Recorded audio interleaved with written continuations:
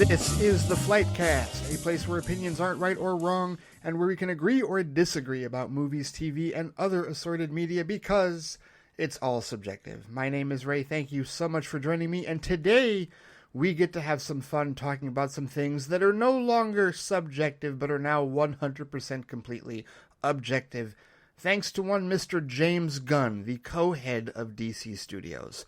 And I'm going to dedicate tonight's episode to him because this one's all about him, and all about how much of a busy bee he has been talking amongst everyone on Threads, with some breaking news and some absolutely visceral takedowns of Scooper madness. But before getting to all that, and the joy that I'm going to have with everything that he has said in the last couple of days, just want to remind everyone that you can find this show and my other shows at theflightcast.com or wherever you get your podcasts, whether it's Stitcher, Apple Podcast, or YouTube, because Google Podcast has now become YouTube. And yes, you can listen to every new episode of the Flightcast or Flight Chat or any other shows that I do, Flight Review, Flight Box, etc., on the YouTube channel, the Flightcast YouTube channel. Yes, indeed, you can listen to this show there whenever you please in that regard, or wherever you get your podcasts.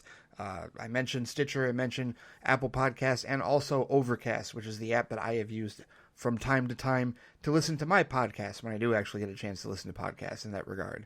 And of course, also want to take a moment to thank all of the loyal supporters of patreon.com/theflightcast. Thank you so much for your patience and your support as I endeavor to create more consistent content for the Patreon extra bonus. This includes some new reviews. You know what I've thought about, to be very honest with you? It's the month of October, right? And I've sincerely thought about, some coworkers have presented to me this idea of, Ray, you know what? It's spooky season.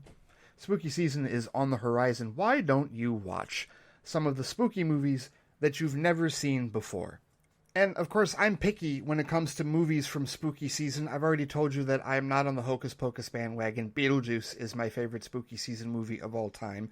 But as far as horror as a genre, I learned 5 years ago with the help of my podcast brother over at Squadcast Media, Scott, that I do like the genre. I'm just very picky about it. I need plot, substance, and character development, so I don't do Hostel or Thanksgiving or any of the gore scares, right? No Hills Have Eyes or any shit like that. More like It and Dr. Sleep, which were the two movies that really helped me realize that. Or Event Horizon. Yes, I know Event Horizon is bloody and gory, but it actually has a point.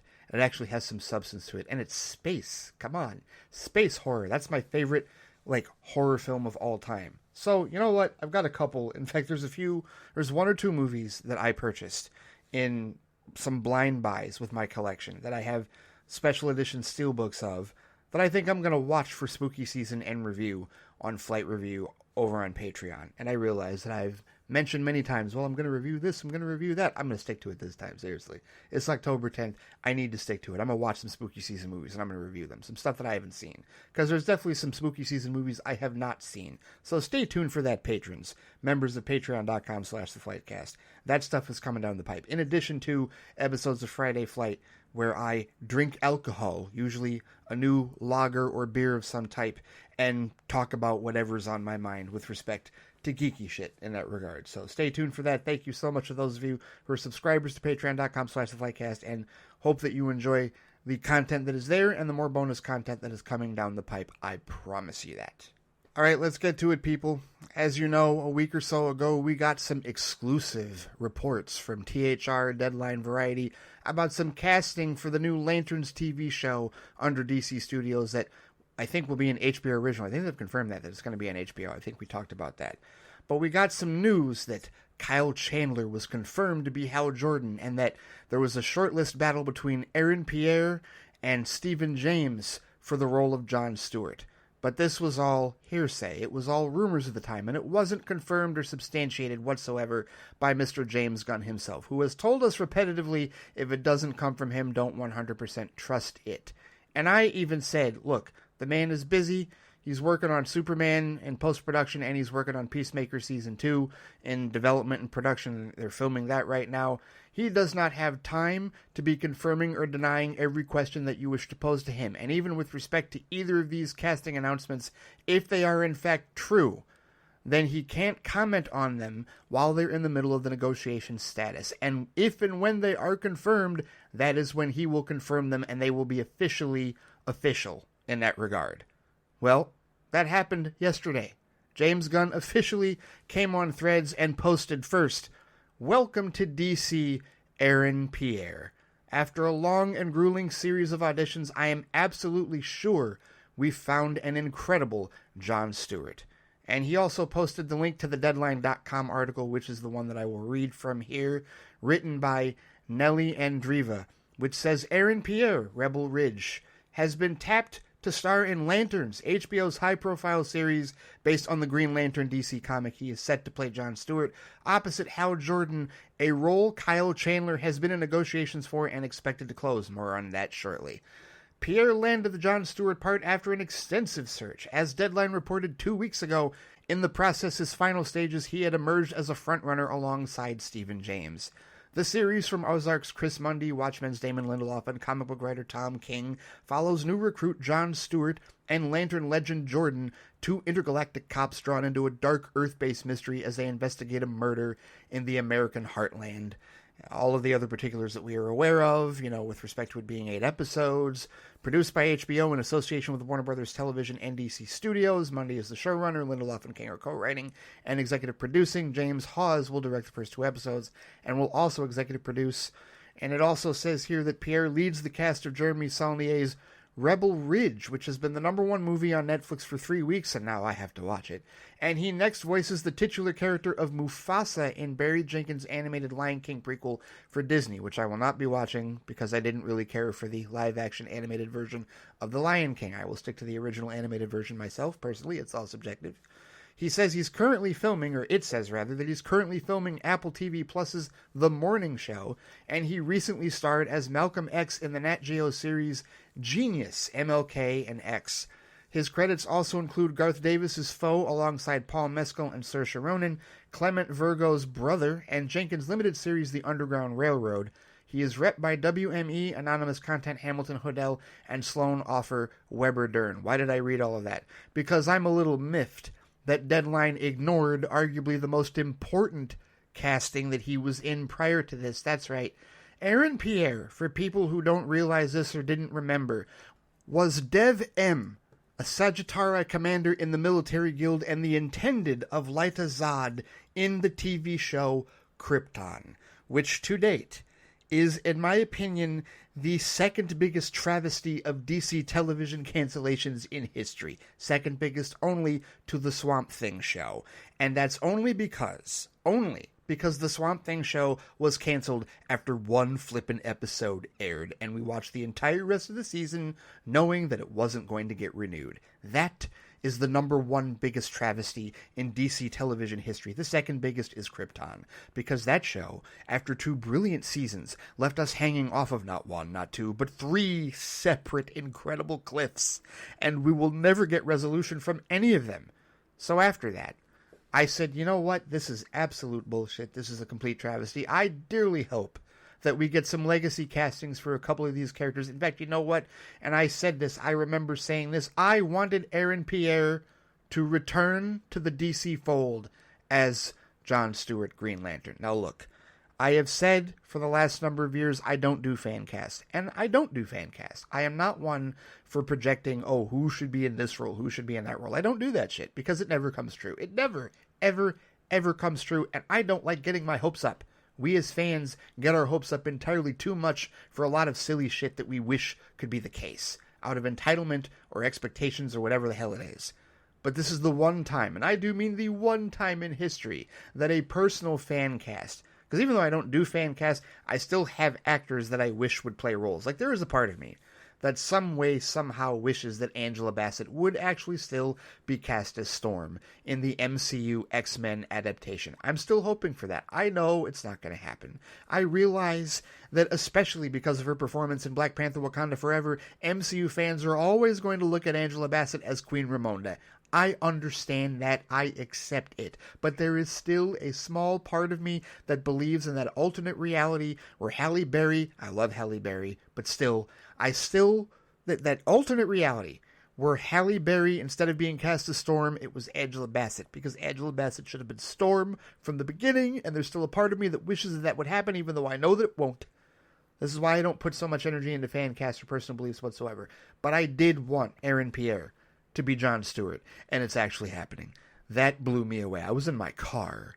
I was on my way home from work when I was tagged in separate posts from both of the Anthonys. Both of the Anthonys tagged me. Brooklyn Batman and Anthony Dorsey. They both tagged me in that news. And they tagged me for different reasons. One tagged me because it was official news, and the other, I think, tagged me because it proved Chattanooga FBI wrong. More on that in a little bit as well. I can't wait to get to that portion of this particular episode. But yes, Aaron Pierre is a fantastic choice as Jon Stewart. Outstanding choice. And I'm not saying I'm an expert on Jon Stewart from the comics or from even the DCAU, because I still need to watch the Justice League shows in the DCAU. But as far from everything I know from the character, and from what I know of Aaron Pierre as an actor, he's going to be badass. He was badass in Krypton. I have no doubt that he will be badass in this show. No doubt about it whatsoever. And you know what? I'm just going to get this out of the way, and because I've seen a little bit of this. I haven't seen a ton of this on Threads, because I've done a good job of keeping my algorithm clean. But for anybody out there that is making the claims of colorism with respect to Aaron Pierre and saying that he's not dark enough to be playing Jon Stewart, shut the F up. And here's why I say that. I say that because even though I, as a black man, am well aware that colorism still exists and is a problem in Hollywood, the last person you should ever effing blame for that is the actor. Aaron Pierre did not choose the lightness or the darkness of his skin. Aaron Pierre did not choose to get cast in a badass role as Jon Stewart. All we know is that Aaron Pierre, or at least all I know, is that Aaron Pierre is going to kick ass in that role, regardless of how light or dark his flippin' skin is. And this is what we're going to do in 2024. We're going to have arguments like this. Then seriously, you can also take a long walk off a short cliff.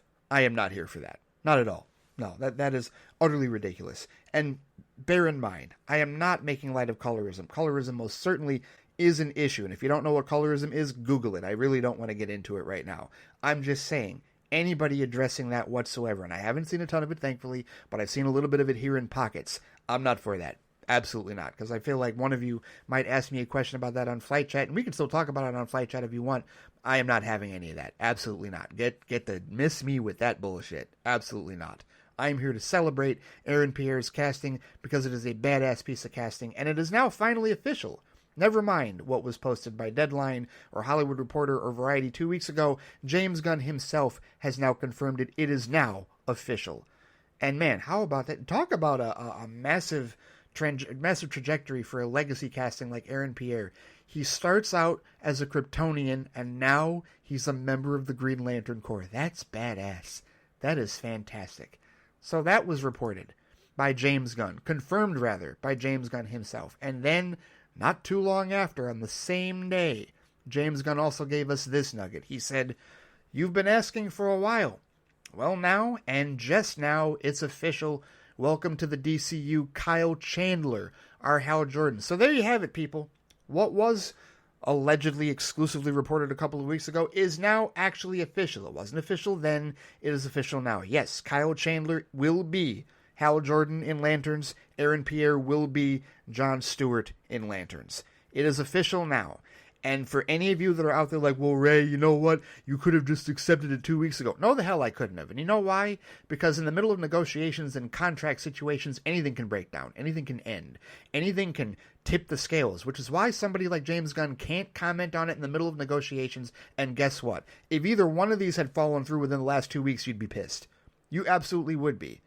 It doesn't pay anything. It doesn't take that much to be just a little bit patient as fans, right? I realize that fan is short for fanatic, and we lack patience as a people. I get that. I understand that we are impatient as hell. That's why so many of us flood James Gunn with the most inane of questions on a regular basis, no matter what. Man posts pictures of his dogs and cats. Human sacrifice dogs and cats living together, mass hysteria. And people are asking him, who's going to direct the Authority? When are you going to cast for Batman Brave and the Bold? More on that in a little bit as well. I got a lot to come up here, right? With respect to what he has said lately. But I get that we're impatient. I get that we want to know right now. But for the love of the universe and all that is holy, calm the F down. Just wait for official word. It's not that difficult. I waited 2 weeks for official word. Now that it's official, I can talk about it. Yes, Kyle Chandler rather, as Hal Jordan. Yeah, good pick. Kyle Chandler, for people who don't know here, let's just run through his filmography a little bit for people who are unaware. As we go to the wiki here, he received widespread critical acclaim for his performance as Eric Taylor in the NBC series Friday Night Lights, received numerous awards and nominations for his portrayal of the character, and won a Primetime Emmy Award for Outstanding Lead Actor in a Drama Series for his performance in the show's final season. He was in Homefront. He's in the Peter Jackson King Kong movie, which I think is the first thing I ever saw him in. The Day the Earth Stood Still 2008 remake, Super 8, which is a movie that I own. He was in Argo. He was in Zero Dark 30. I really like Zero Dark 30. That's a Catherine Bigelow movie about the hunt for Osama bin Laden. Really like that movie. Put aside the political stuff. Just watch it for an action thriller, and you may or may not enjoy it. I really like it. He was the FBI agent going after Jordan Belfort in The Wolf of Wall Street. He's been in Carol, Manchester by the Sea, Game Night. I forget who he was in Game Night. And he was in First Man. And, of course, he starred as Dr. Mark Russell in Godzilla King of the Monsters and Godzilla vs. Kong. Yes, this dude's got credits to his name. He's one of that guys. You'll absolutely know him when you see him from something. He is our Hal Jordan officially. Yes, indeed. Great pick. Fantastic pick. And listen, because this is an HBO production, and from what they've described of this, the whole True Detective, like, buddy cop vibe, yes, I'm looking forward to it. I am. I'm most certainly looking forward to it, especially now that we have Hal and John cast. We know where we're going with this. We know where we're proceeding. Yes, bring it on. Now I got to watch Rebel Ridge. Because like I said, Aaron Pierre, I know he was badass in Krypton, but that was some years ago. Let me watch Rebel Ridge. I've heard he's very good. I've heard he's outstanding in Rebel Ridge. Maybe that's another episode of Flight Review that I'll post to the Patreon. But yeah, it's official now. Kyle Chandler and Aaron Pierre are Hal and John Stewart for Lanterns. Officially confirmed by Mr. James Gunn. Thank you, James Gunn. For those of us that were patient enough to wait for you, to wait for the official word, yes, absolutely. It is now official. For certain. And that's all it is with me. That's all I ask for is this official word, right? When it comes from James Gunn, that's when I'll talk about it. That's when I'll celebrate it. That's when I'll give you my thoughts on it. And which I just did in that regard. I am excited. I am looking forward to Lanterns. When the DCU actually launches. Because it hasn't launched yet. And with respect to the launch of the DCU, let us now talk about everything else James Gunn has been saying over the past 24 to 48 hours on social media. So I think I've mentioned before on this show that even though I'm not necessarily a regular Reddit connoisseur, I do have an account on Reddit, and I do look at Reddit boards from time to time, mostly for steelbook collecting efforts, because I did join the steelbook collecting Reddit for that. But, because of my interests, it will throw me, recommendations or like suggestions on like, hey, how about this? Do you like this particular steelbook Reddit or particular Reddit board? And it will send me stuff from like Back to the Future or Ghostbusters, stuff like that. And of course, it sends me posts from time to time from the DC Cinematic Reddit. And one materialized about a day or so ago, and it was a screenshot of a post from an individual from one of the chief grifters of Scooper Madness, My Time to Shine Hello, who was suggesting that DC Studios was looking for a middle-aged man to play Batman, for Batman Brave and the Bold, and was asking who would you want to see cast. I believe that was what they were asking. And so, this was posted in the DC Cinematic Reddit with the question of, hey, what do you guys think of this? And it was posted under the word rumor. So I will give them credit that, they did say it was a rumor. They didn't say, hey, this is definitive, this is actually going to happen, just says, in fact, I love the fact that what I'm about to bring up here is now currently posted to the DC Cinematic Reddit. But My Time to Shine Hello said they want to cast a middle-aged man to play the DCU Batman. Who would be your pick? And so this gets out there, right? And smallscreen.co, which is a source that, I wouldn't really call them a source. They're technically part of Scooper Madness as well, but maybe they're a less clickbaity version of Scooper Madness, slightly less clickbaity. They put their clickbait out there as well, but they posted a graphic asking the same question. They were looking for engagement on threads and social media, and they found like I don't know if this is an Ultimate Batman image or whatever, but it said, looks like DC Studios wants a middle-aged Batman for the DCU. And James Gunn quoted this, and with one word, one word response to this. He just said, bullshit. Oh, that gives me so much joy. I'm not necessarily like anti people at smallscreen.co. I mean, no, I do not like Scooper Madness. No, I think Scooper Madness is a terrible thing and we would be a lot happier without it. But you know what? Sometimes they roll with something and it's like, that you can tell when some people are deliberately grifting and others aren't. Like, Disgrace and Daniel RPK, My Time to Shine Hello, those are grifters. Those are people that want to twist and turn our emotions just for attention and clicks, because they're monetizing their shit with respect to Scooper Madness. So when James Gunn comes out and debunks one of their pieces of shit and says, bullshit, I love that. Absolutely love that. And then Geeky Citizen, Sam the Geeky Citizen, commented on that and said, where do these rumors come from? Roll eyes. James Gunn responded with a picture of, I have to believe that this is an animated GIF of two asses with eyes. Like seriously, I'm guessing that's what this is. If this is from something, pardon me, I guess I'm showing my age. I don't know what it is, but it's hilarious if that's what he's saying. Samir_Abza said, I know you don't like debunking because people can use it to deduce the truth, but damn, it feels good when you do it. Laughing emoji. And Gunn responded, sometimes it's just such unadulterated, completely made-up nonsense, it's hard to ignore. Yes, yes, indeed. Yeah, I love it when he does it, though. I'm with Samir on that one. But you know what? Real Anarchy, which that's our old buddy Ben Everts, he commented on Gunn's response, and he said, it sucks that the site got caught in the crossfire, but this originally came from the always wrong and who I suspect is a burner account for Grace Randolph, My Time to Shine Hello. You know what? That's a good point, Ben. My Time to Shine Hello, it absolutely makes sense that that's a burner account for Disgrace, most certainly. And of course, most of us are well aware of James Gunn's thoughts on Disgrace Randolph. I mean, he has absolutely called her out before in the past. And I do like Gunn's classy response to Ben. He said, yes, I don't mean to say at Small Screen Co. is being dishonest. That is true. Small Screen Co. actually responded to that and said, thank you. That actually means a lot coming from you. I've taken the post down, which they have, and I really apologize. It sounded cool, but I'm very excited to see who ends up being cast as the DCU's Batman. It all comes from a place of love, passion, and excitement. Gunn then responded to that and said, I know, and you said reportedly, so it wasn't you guys. Yes, that's true. It did not come from SmallScreen.co, and I do like the way that Gunn classily handled it, and I like the way that SmallScreen.co handled that, right? They responded to it, they took the post down, they said, all right, this is... We're called out. They didn't fight him on it, right? We've seen Disgrace and some of the other hashtag show and some of the other older what was it, Omega Underground, some of the other old school Scooper Madness outfits that are probably still on X. We've seen them argue with James Gunn and Kathy Yan and David Sandberg and other DC directors before, and it's like, how are you arguing with the directors and the writers of the movie themselves on what's in the movie and what isn't? What is wrong with you egotistical jackasses? But this wasn't that case. That's how we know this didn't come from SmallScreen.co. It came from My Time to Shine Hello and was soundly debunked. And he wasn't the only one that got debunked. That account wasn't the only one that got debunked, because I think Ben is onto something. I think that is Disgrace's burner account. But on top of that, Anthony, I have to bring up Brooklyn Batman tagged me in this.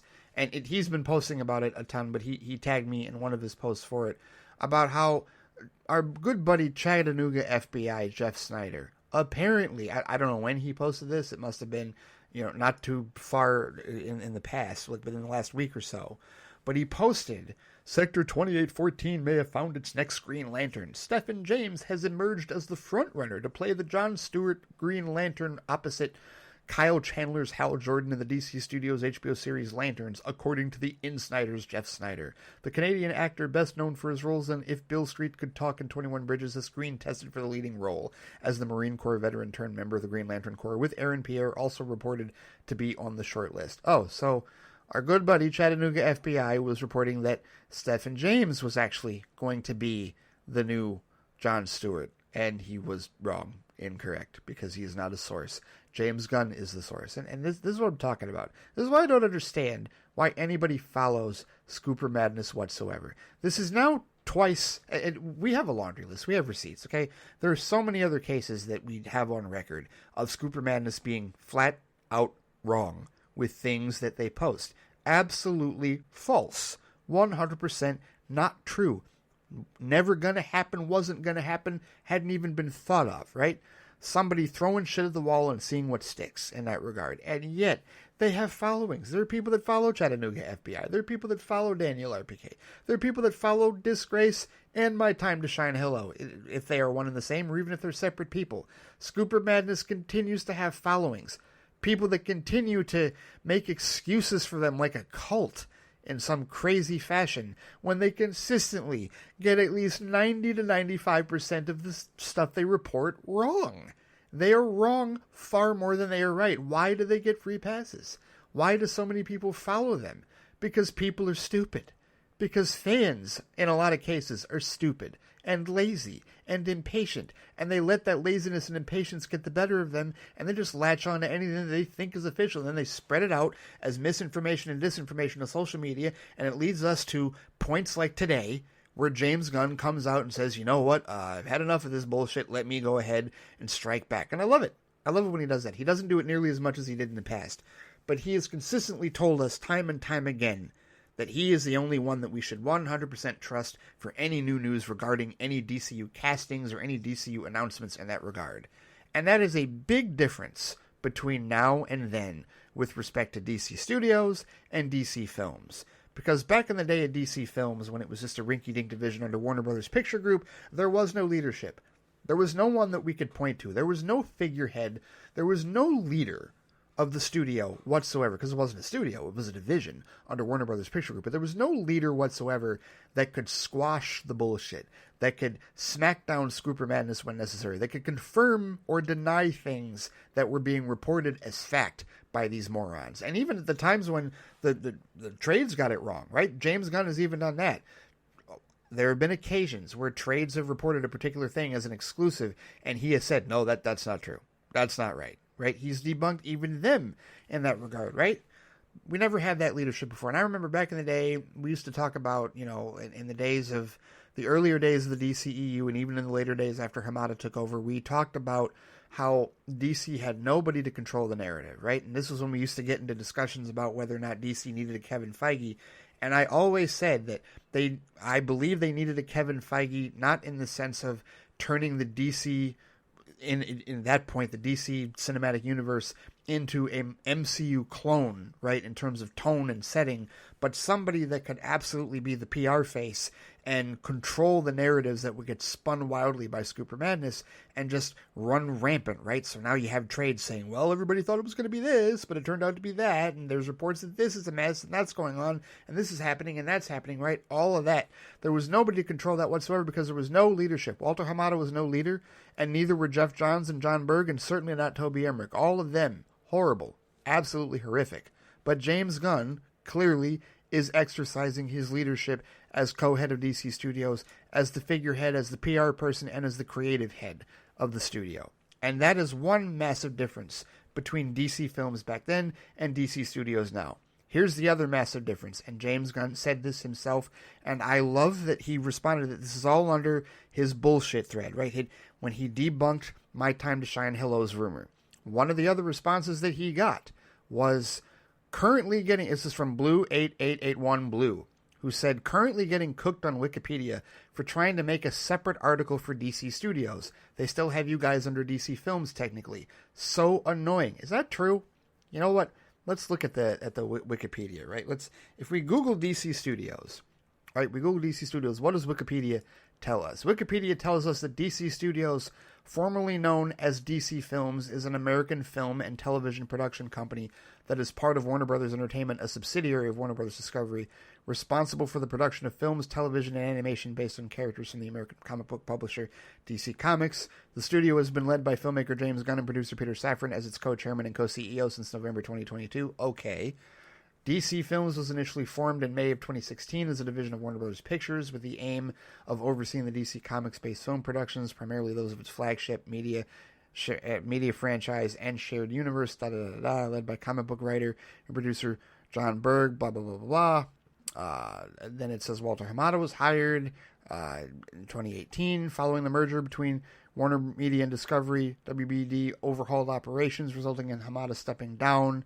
DC Films dissolved in favor of DC Studios, a new division with greater oversight of DC Media. Okay, see, that's not right. It's not a new division. It is its own studio. Yes, that is not accurate. Okay, so this guy was saying that he was trying to change the wiki, and he was getting cooked for trying to make it a separate article because, yeah, it's not the same as DC Films. DC Studio is its own separate entity. And Gunn responded with this, and I love this. He said, I understand how most people find the distinction confusing, but DC Studios is a different entity than DC Films, with a different chain of corporate command.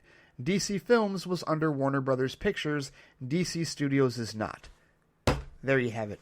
There it is. I mean, we know this, obviously, right? And I've been saying this for years. This is exactly what they need to do. But this is the other reason of difference. This is the other thing, right? Gunn's handling of PR, especially with Scooper Madness, and the structure change. These are the things that give me that ultimately, rather, give me the hope and optimism, without being coy or, sardonic about it. These are the things that keep me optimistic about the DCU and the future of DC going forward, right? The fact that those two things exist, that we have a leader, or at least someone who is willing to take on the PR and willing to answer the bell and deal with Scooper Madness when necessary to put out some fires, the ridiculously crazy fires that have no business existing in the first place, and the fact that it is its own autonomous studio, separate chain of command that is not under Warner Brothers Pictures. I love that he commented on this. And I'm glad he smacked down the middle-aged Batman casting rumor, and listen, if we want to glean any insight into that, that's fine. But the idea is, he's talked before about Superman and Batman being close in age to each other, and we know that David Corenswet is 31 years old, right? So we're talking about a Batman that would be maybe around that age or maybe a little bit older, but not middle age, right? We're not talking about Ben Affleck in Batman v Superman Dawn of Justice Ultimate Edition with respect to that, right? Because, not someone in their mid to late 40s in that regard, and I hate that that's considered middle age, but it is what it is in that regard, right? But we're not talking about that. And I realize that the assumption here is because we know that Robin is Damian. We know that it's going to be his son, that, yes, it's going to be an older actor, but he's saying, no, that's absolutely bullshit. We're not looking for that in that regard. Okay, cool. Fine by me. I'm just glad to see Scooper Madness get their hand slapped. I will always support Scooper Madness getting their hand slapped in that regard because it's ridiculous, and they do need to get their hand slapped from time to time. Maybe not as much as Gunn used to slap it in the past, but certainly when outlandish ridiculousness that he just sees as completely unfounded pops off there, he responds. He does the PR thing. He does what a studio head should do when something climbs out like wildfire. And he even posted on a couple of other sites that were commenting the same thing and asking the same question, because that's what was happening. I think that's why he responded to this, because it was being used as engagement bait. My Time to Shine Hello first used it as engagement bait. Hey, who would you like to see cast as a middle-aged Batman? And then smallscreen.co got it, and then a couple of other places got it. And so he's been going around, not to everyone, but there was another one that he was tagged in, right, and that he decided to respond to. An account I've never heard of called Magical Clan 1 that has 640 followers, and apparently they are your main source for the latest news and updates from the captivating universes of Marvel, DC, Star Wars, Disney. There are so many of these. This is why Threads definitely has an engagement bait problem. There's no question about that, because there are people that have probably come from X and have joined Threads, and they're like, hey, fresh meat, let's get everybody on the hook as much as possible. Yeah, whatever, it's ridiculous. A lot of us left Twitter to get away from that bullshit, but either way, he debunked it. It's over as far as that is concerned, and I greatly appreciate that, because it's ridiculous. It's utterly ridiculous whenever these rumors pop off. But yeah, James Gunn for the win with respect to all of these actions. Official casting word and debunking of bullshit rumors with respect to the DCU. Now, let's get back to waiting patiently as we possibly can for the actual launch of the DCU, which starts with Creature Commanders in December, and then continues with Superman in July of next year, and then after that, Supergirl Woman of Tomorrow. How about that? Oh, and Peacemaker Season 2. Pardon me, that'll be before Supergirl Woman of Tomorrow, I'm pretty sure. But either way, let's wait for the actual launch of the franchise, shall we? Alright, before signing off for this particular week, there was one other thing I wanted to talk about, and that's with respect to the reaction from fans to Joker Folie à Deux. Now, I still have not seen the movie, and I'm not 100% certain that I'm going to see it in theaters, but it has nothing to do with reaction to it. It really does not. What it really has to do with is that my interest level for the movie itself has really not been that high. To be honest with you, like 5 years ago, my interest level in that Joker movie was higher because, well, it was a unique situation. It was a movie that was clearly Elseworlds, was clearly not a classic Joker tale that I was intrigued to see, right? And then all the other hype and all the other circumstance came up behind it, and yeah, it rode that to $1 billion and 2 Oscars, right? You know, but for me, like, the sequel, it wasn't that, like, well, I'm not one of those people that's like, well, we didn't need a sequel, nobody asked for a sequel. I don't say that. I never say nobody in that regard. But that being said, it wasn't like I was like, oh, I can't wait to go see this. No, it's not connected to anything. It's a separate Warner Brothers Pictures entity. It's not part of DC Studios. It's not part of the DCU. My interest level does drop with respect to that because it's just not a movie that I am that interested and that committed to seeing, right? If it was, I would have seen it Friday and I probably would have already reviewed it. But that being said, some of the reactions to Joker Folie à Deux are absolutely hyperbolic bullshit. I saw this. I'm again going to Reddit. The DC Cinematic Reddit. I promise I'm not getting sucked into Reddit. Maybe I am. I don't know. But at any rate, the DC Cinematic Reddit about 3 days ago posted this article, or had this post. Todd Phillips, the director, of course, of Joker Folie à Deux, being attacked on his Instagram. Too far? And these are Instagram posts to Todd Phillips in response to Joker Folie à Deux. These people, I'm not going to read these names because they don't deserve to be read, but just listen to, here, this one, in all caps. You just ruined everything. Here's another one. We want our Joker back. What was this movie? What did you do with the Joker? Angry emoji. Another one. Gonna need a serious director's cut to fix this. And then there's this one. I can't believe. They misspelled believe. They forgot the E, the third E, because there's 3 E's in the flippin' word. But they said, I can't believe you do this. You had to try really hard to ruin a movie like this. There's this one. Your movie was shit. Thanks for pissing me off. Wow, you have a really weak mind if a movie pisses you off that badly. You should come out and apologize for the shitty movie you made. And then another one goes, he made it bad on purpose because he hates us. WTF is this movie? Worst film ever. How about this? Hey, Todd, don't ever mix a musical with stage drama again. Your result was disastrous. At least you could have been honest in your movie's promos and trailers and show with a musical that this is how the whole boring movie was going to be. Yeah, great grammar there.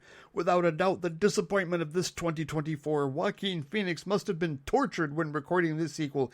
Disappointment 100 button. Did he misspell disappointment? Maybe. Yes, he did. These people, I tell you. What a shit film. We wanted Joker, not some limp, soulless musical comedy shit. All right, look. So there was divided responses to this on the DC Cinematic Reddit with respect to people saying, well, that wasn't really an attack, and they have the right to criticize and be critical of a movie if they want. And yes, they have the right to be critical and criticize. But of course, it shouldn't be about criticism. It should be about critique. And most people don't know the effing difference between either one of them, right? Film critique is what, actual people and reviewers actually do with the film, right? They don't criticize. It's a very different thing. But there are plenty of people saying that none of what they said was necessarily out of the line, like there weren't any death threats and there wasn't anything serious, like no threats of violence, so it wasn't really an attack. That being said, all of these people are unhinged, and they're all entitled pieces of shit. Every single one of them. The one that really bugs me the most is, we want our Joker back. What was this movie? What did you do with the Joker? That's the one that pisses me off. Because how old of a character is the Joker? Decades. Seriously, he's almost as old as, like, Superman and Batman in that regard, right? As far as a character, as far as a villain, as far as a rogue in the DC Comics pantheon. He's a very old character. He has had several interpretations, not just in the comics, but also in live action on the small and big screens. And we're talking about, we want our Joker back. What did you do with the Joker? Okay, if you want the Joker, which version of the Joker would you be talking about, dumbass? Because there are several versions. Are you talking about Cesar Romero's Joker from Batman 66? Are you talking about Jack Nicholson's Joker from Batman 89? Are you talking about Heath Ledger's Joker from 2008? No, you couldn't be talking about that because that was a perfect Joker, right? That was from the Dark Knight trilogy, and the Dark Knight trilogy is immaculate. And DC hasn't made a movie as good as the Dark Knight since the Dark Knight. I keep hearing that. I heard that all through the DCEU's existence and up to this point, right? That all these articles come out. DC's best movie, like Wonder Woman is DC's best movie since the Dark Knight. All that shit. Well, you know what I remember? In 2007 and 2008, especially after Heath Ledger got cast as the Joker, I remember all manner of backlash. Not only because Heath Ledger was cast as the Joker, but anybody remember superherohype.com? Anybody remember comingsoon.net? Maybe comingsoon.net still exists. I don't know. Maybe superherohype.com still exists. Whatever. I don't really care to Google them at this point. But I remember those sites very well in 2007 and 2008. And I remember forums where fans and mega fans and entitled pieces of shit back then would get on the message boards and whine and bitch and complain, not about Heath Ledger being cast as the Joker, but about the fact that he wears makeup. That was what they were pissed off about. And why? Because it flew in the face of Alan Moore's The Killing Joke. Because The Killing Joke is what establishes the acid bath origin for the Joker. But guess what, people? The Joker's origin is in the 50s. In fact, let's get an exact date here. The first appearance of the Joker in DC Comics was in Batman 1, spring of 1940, published April 25th, 1940. And as I recall, there was no explanation given for why he looked the way that he looked, right? No explanation whatsoever. Not until The Killing Joke, published in 1988, was the acid bath actually revealed, or actually set in a different comics canon as his origin. So 48 years after the first appearance of the character is when we get the acid bath. And apparently for some people back in 2008, that meant it was a permanent change. That meant it erased everything prior. Oh, well, now this is official because it happened most recently and it was what I grew up with and it's what I read, so clearly it must be right. No. Bullshit. It's your preferred version. It's all subjective. That's how it goes. You like that version? That's great. We didn't get that in Nolan's film. You don't have to like it. But spare me this bullshit of, what was this movie? What did you do with the Joker? Well, come on, Ray. They're not saying that about The Dark Knight. Well, they did say that about The Dark Knight in 2007 and 2008. I saw essays dedicated in these message boards to why it was a terrible choice not to have it be acid bath, and what it did to the lore of the character, and how it ruined everything, and how I don't even want to see the movie now because Christopher Nolan clearly doesn't know what he's talking about. I saw these posts. I got angry at these posts because it was so close-minded then, and it's still close-minded now. And it's just the same dressing here, same shit, different day with respect to Joker Folie à Deux. You knew from the get-go with the first Joker movie 5 years ago that it wasn't the same Joker. You knew it was Elseworlds. You knew it was an offshoot. You knew it was something different that Todd Phillips was doing. And in the midst of the general audience and the critics, getting a wash in the excitement of the hype over it, yeah, it took off and made $1 billion. Was that something they were going to be able to duplicate financially the second time out? No, they weren't. And anybody that thought they were, delusional, not paying attention, as far as I'm concerned. Under no circumstances did I expect the second movie to make anywhere near what the first movie made. But that's beside the point. The point is, we are rinsing and repeating as the fan base whenever we see a different version of a character. This happens with Joker, this happens with Batman, this happens with Superman. It's probably going to happen with David Corn's White Superman. We always do this.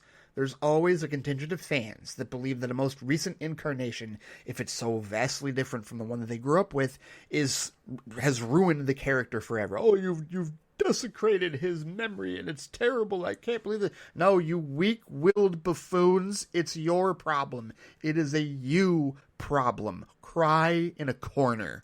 Seriously. And cry in a corner so that Tobey Maguire's Spider-Man 3 version can laugh at you. It is ridiculous, the entitlement that we see with fans, and it hasn't gone away. It's the same shit. Seriously, like I said, this was the same case in 2008. It was certainly the same case in 2016 when we had Jared Leto's Joker. I told you about how when I went to go see the first Joker film, no, it wasn't Joker, it was Godzilla King of the Monsters, and a trailer for the first Joker film popped off. Some dumbass in the front row goes, "Gotta be better than Leto." That little closed-minded piece of shit, seriously, I don't even know. Why? Why is that necessary? Why is that level of arrogance, why is that level of entitlement necessary?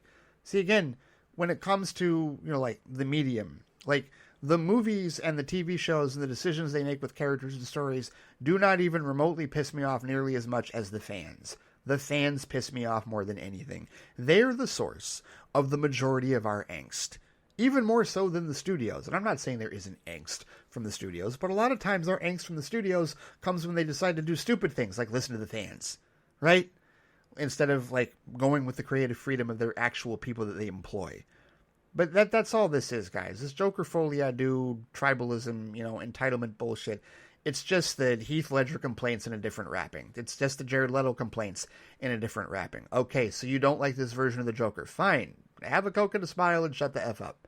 Like, whatever. It's not caterwauling, and this is the downfall of social media and message boards and the internet, is these people get however many characters on Threads and on Twitter and on Facebook to write their essays and whine and cry and bitch like the babies that they are about how their world has been destroyed and the Joker is a character that has been forever ruined by the evil clutches of Todd Phillips, who hates all of humanity, and Joaquin Phoenix was clearly in his own personal hell for having to make this horrific piece of dreck that has completely ruined the legacy of the character. Well, guess what? If you're one of those people that believes the movie has ruined the legacy of the character, that is wholly a you problem. It doesn't matter how many other morons you find on the internet to agree with you. You're all stupid, and you're all closed-minded, and you're all within your right to feel however you want about it. But the idea that you would espouse this to the rest of us, that how you feel, that your anger and your frustration and your disappointment has ruined it for the rest of us, speak for your mother effing self. Look in the mirror and speak for that person. Don't look at me. Don't look at anybody else. Because you do not speak for me. Even if I watch Joker folie I do at some point, and I don't like it, it's still never going to ruin the character of the Joker for me. I will still be able to watch The Dark Knight and enjoy Heath Ledger's performance. I will still be able to watch Batman 89 and enjoy Jack Nicholson's performance. I will still be able to watch Suicide Squad, aka Studio Squad, and enjoy what we got of Jared Leto's performance. I'll certainly enjoy it when he talks to Ben Affleck's Batman and Zack Snyder's Justice League. There is nothing about Joker folie I do that could even remotely ruin that character for me whatsoever. Not his legacy. Absolutely not. And same with Lady Gaga's Harley Quinn. I don't care how she was named or whatever. I'm trying to avoid certain details about the movie until I actually see it. But yeah, nothing about that is going to ruin it for me, because I have an open mind and I'm a rational individual, and I don't let things like that ruin characters and stories for me.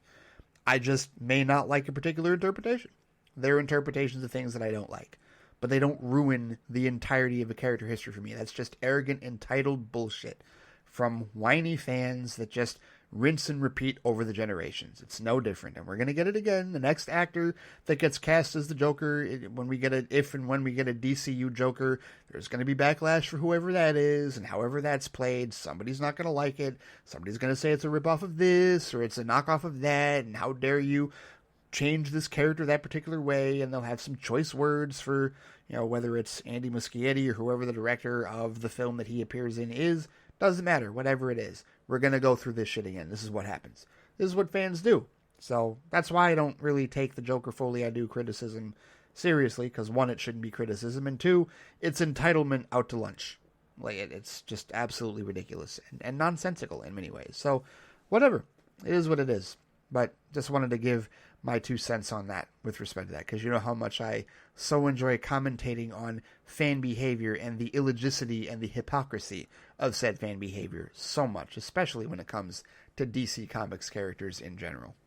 And with that, so ends another episode of the Flightcast for this week. Thank you so much for listening. Thank you so much for your support to my little podcast endeavor here. If you have any thoughts with respect to any of what I talked about in this week's episode, whether it's James Gunn being the Lord and Master of DC Studios, the difference that we see in DC Studios, the fact that we now officially have a Hal Jordan and Jon Stewart cast for Lanterns, or any of the stuff that I talked about with respect to Scooper Madness and the stuff with the response to Joker folie I do. You want to talk about any of that or anything else with respect to movies, TV, and other assorted media, you know where to find me on Threads at The Flightcast, on Instagram at The Flightcast. There's also the Flightcast Facebook page, and of course I can be reached by email at ray@theflightcast.com. All right, take care, stay safe out there, and I will see you all next time. Take it easy.